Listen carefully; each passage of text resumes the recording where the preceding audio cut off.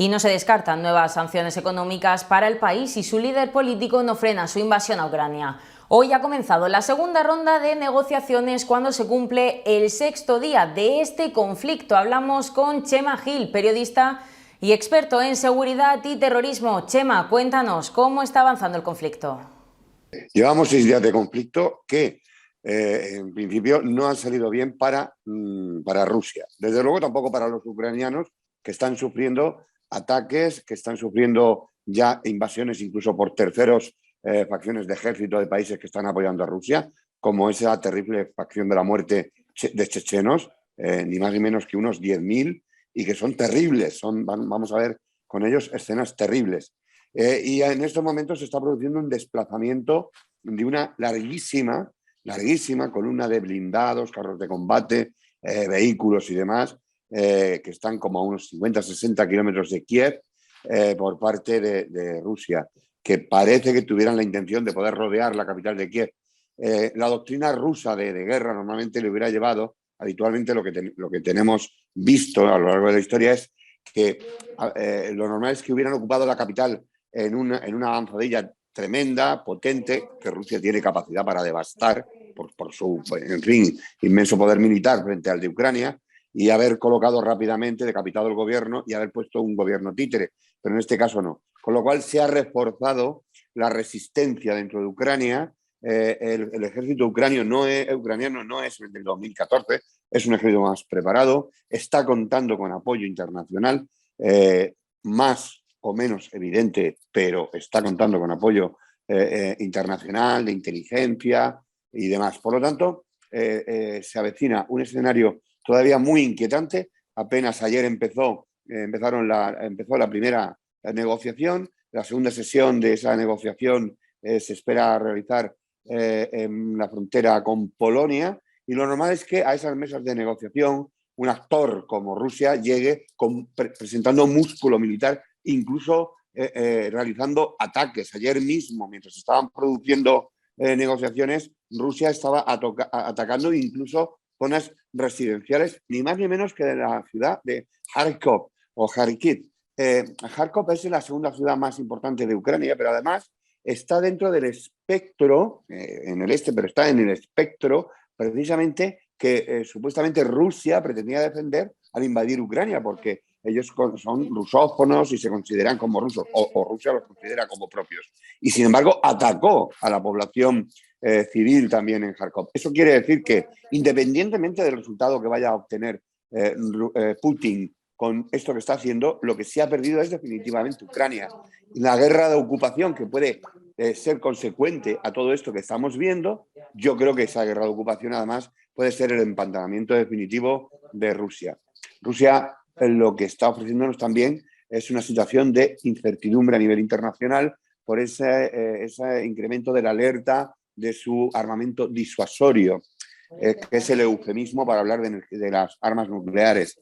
Hay que tener en cuenta que sin ponderar en este momento cuál es el estado sociopático en el que pueda encontrarse Putin, la amenaza de usar armamento nuclear, que desde luego descartable al 100% no es, pero consiste en un equilibrio en que los dos tenemos botones. Todos tenemos, o 8 potencias tienen botón nuclear, y eso quiere decir que si yo aprieto mi botón rojo para atacarte, soy consciente de que al mismo tiempo ese botón rojo sirve para atacarme a mí. Cuéntanos también, Chema, cuál es el papel que tiene ahora Europa y el resto de potencias en esta crisis que se ha desatado entre Rusia y Ucrania. Evidentemente, nuestras democracias liberales, que pueden ser criticables, que pueden presentar sus luces y sus sombras, son democracias donde los derechos humanos tienen un valor, independientemente de que pueda haber incluso a veces vulneraciones, ¿no? Pero es un espacio de libertades, de derechos, donde los políticos, aunque les cueste muchas veces, han de rendir cuentas, y la democracia, aparente democracia de Rusia, porque hay elecciones, pero vamos, irreales absolutamente, lo que busca es un nuevo orden mundial, y un nuevo orden mundial en el que, de fondo, en la larga distancia, la teleología de todo lo que estamos viendo es el surgimiento como hegemón, nuevo hegemón mundial, de China, ¿no? Por lo tanto, estamos en una situación muy compleja. El escenario ucraniano no es ni más ni menos que la expresión de la complejidad de hacia dónde puede caminar el mundo. Yo me siento muy orgulloso, como no puede ser de otra manera, de ser español. Me siento muy orgulloso de ser europeo. Creo que la Unión Europea, al contrario de lo que podía parecer, que yo al principio era bastante desconfiado, lo que Putin está consiguiendo es todo el efecto contrario, está uniendo más a la Unión Europea, está sirviendo como de cemento, están cambiando ya y se está verbalizando, fijémonos este fin de semana en el discurso del canciller alemán Scholz ante el Bundestag, donde se ha redefinido toda la política de seguridad y defensa. Esto quiere decir que se van a producir, que se están produciendo de hecho cambios. Por primera vez la Unión Europea va a mandar armas a un país tercero que está enfrentando una guerra de ocupación, ¿no? De invasión. Suecia y Finlandia, neutrales históricamente, en particular Finlandia, con una negociación de altísima inteligencia al final de la Segunda Guerra Mundial. Pensemos que Finlandia llegó a pertenecer a la Rusia de los zares y llegó a pertenecer incluso a la Unión Soviética. Pues bien, cuando termina la Segunda Guerra Mundial, durante un tiempo de la Segunda Guerra Mundial, ellos lucharon incluso del bando nazi, consiguió establecer un estatuto de neutralidad. Pues bien, las amenazas dirigidas por Putin contra Finlandia y contra Suecia, lejos de ser respondidas con temor o con un bajo perfil, no, han sido respondidas con el envío de material bélico en favor de Ucrania. En definitiva, yo creo que hay una vocación y una decisión de poner pare a las matonadas de Putin. Ayer cerraron bancos en quiebra, bancos rusos que quebraron en el mundo, que no podían devolver dinero, sacar dinero para los impositores.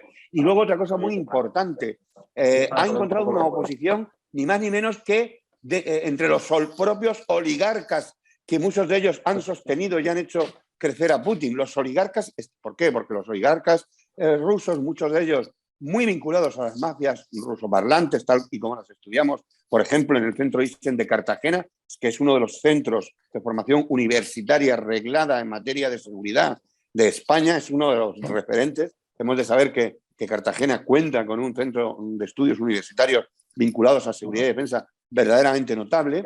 Pues bien, esos oligarcas tienen el dinero ¿en dónde? En Marbella, en Madrid, en el City de Londres. Ya hemos visto los yates que tienen de 40 y tantos metros en nuestros puertos y que los van a perder. Ayer, oligarcas muy conocidos, incluso algunos muy amigos de Putin, por ejemplo, el violonchelista, el músico que fue el que presentó a Putin a la que es su mujer, y el padrino de sus hijas le pidió públicamente que acabara con todo esto. El último premio Nobel de la Paz también escribió, pero le retiraron el artículo, en contra de la guerra de invasión. Todos los días se están produciendo miles de detenciones, cientos o miles de detenciones, llevarán como más de 10.000 detenidos en los últimos días, del pueblo ruso protestando contra la política de Putin.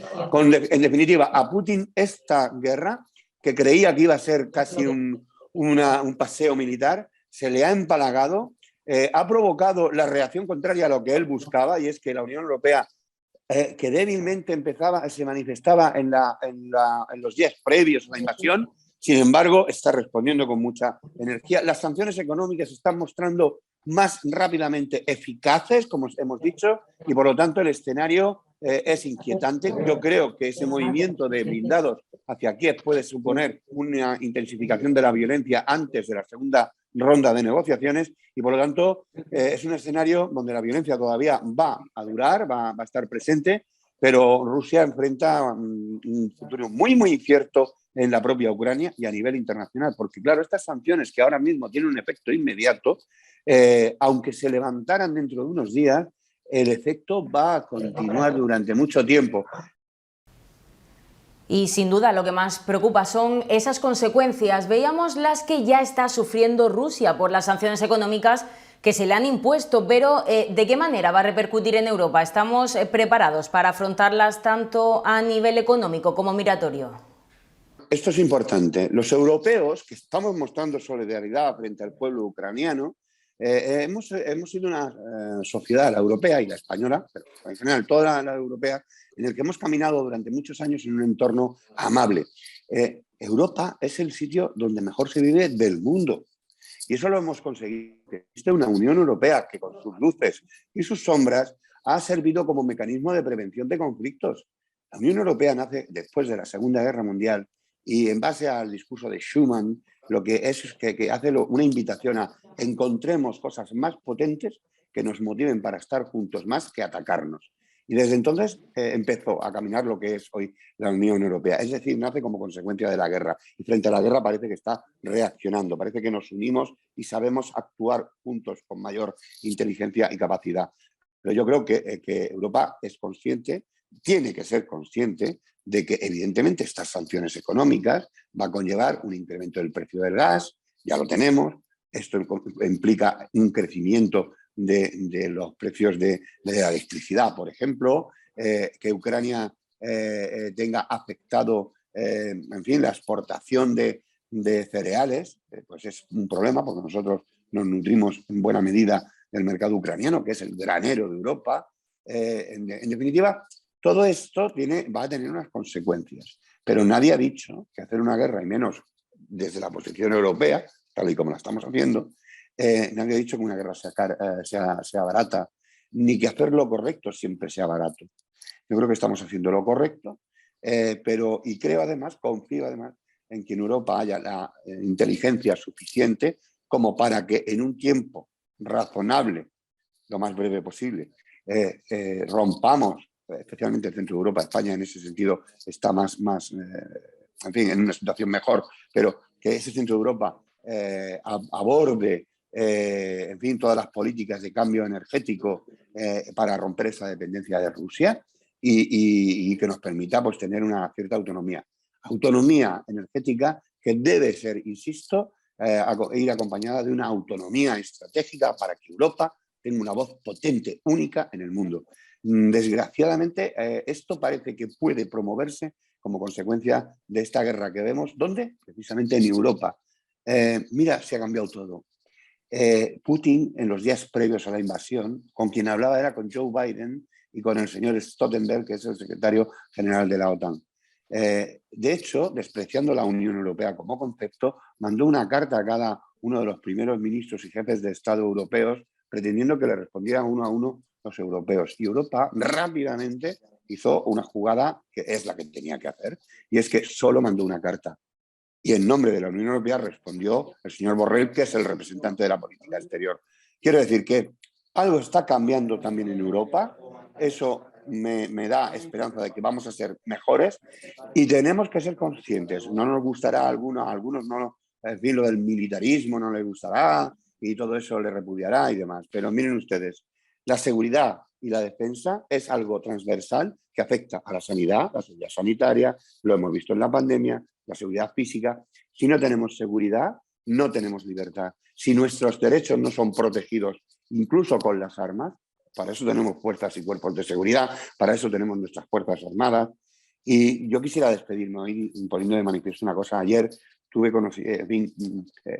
conocí historias de primera mano de gente que ha venido en el convoy protegido por los GEO. Unos padres que venían con un niño recién adoptado allí en Ucrania. Y oír hablar a esos padres, fijaos el miedo de las horas y horas de autobús, oír hablar con ternura de nuestros GEO, cómo se comportaron a la hora de intentar incluso calentar la leche para el bebé de pocos días.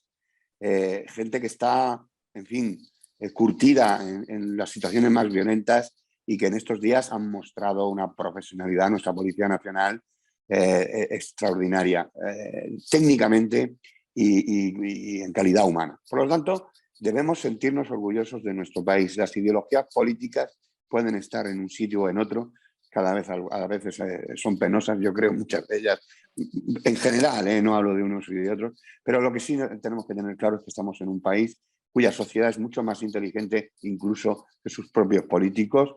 Creemos que estamos mirando a Ucrania con un sentido de justicia y de solidaridad y debemos comprometernos a ello.